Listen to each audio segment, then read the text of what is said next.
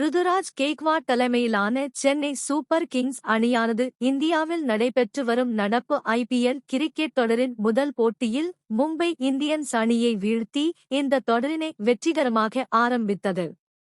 ஆனாலும் அதற்கடுத்து நடைபெற்ற பெங்களூரு, ராஜஸ்தான், டெல்லி மற்றும் பஞ்சாப் அணிகளுக்கு இடையேயான அடுத்தடுத்த போட்டிகளில் தொடர்ச்சியாக 4 தோல்விகளை சந்தித்து பெரும் பின்னடைவை சந்தித்தது. விஜய் சங்கரை கலாய்த்த கிருஷ்ணமாச்சாரி ஸ்ரீகாந்த். இப்படி முதல் 5 போட்டியிலேயே 4 தோல்வியை பெற்றதால் ரசிகர்கள் பெரும் ஏமாற்றம் அடைந்தனர்.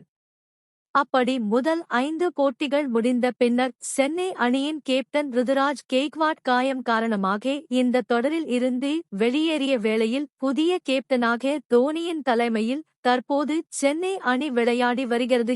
அந்த வகையில் தோனியின் தலைமையில் கொல்கத்தா அணிக்கு எதிரான போட்டியில் தோல்வியை சந்தித்த சென்னை அணியானது லக்னோ அணிக்கு எதிராக நடைபெற்ற முடிந்த போட்டியில் 5 விக்கெட் வித்தியாசத்தில் வெற்றி பெற்று மீண்டும் வெற்றி பாதைக்கு திரும்பியுள்ளது. இதன் காரணமாக தற்போது ரசிகர்கள் சற்று நிம்மதி அடைந்துள்ளனர். இந்நிலையில் இந்த தொடரில் சிஎஸ்கே அணி சார்பாக இடம் பிடித்து விளையாடி வரும் தமிழக ஆலவுண்டரான் விஜய் சங்கரின் மோசமான செயல்பாடு பலரது மத்தியில் விமர்சனத்தை ஏற்படுத்தியுள்ளது. இதுவரை இந்த தொடரில் 5 போட்டிகளில் விளையாடியுள்ள அவர் 2 முறை மட்டுமே இரட்டை இலக்க ரன்களை கடந்துள்ளார்.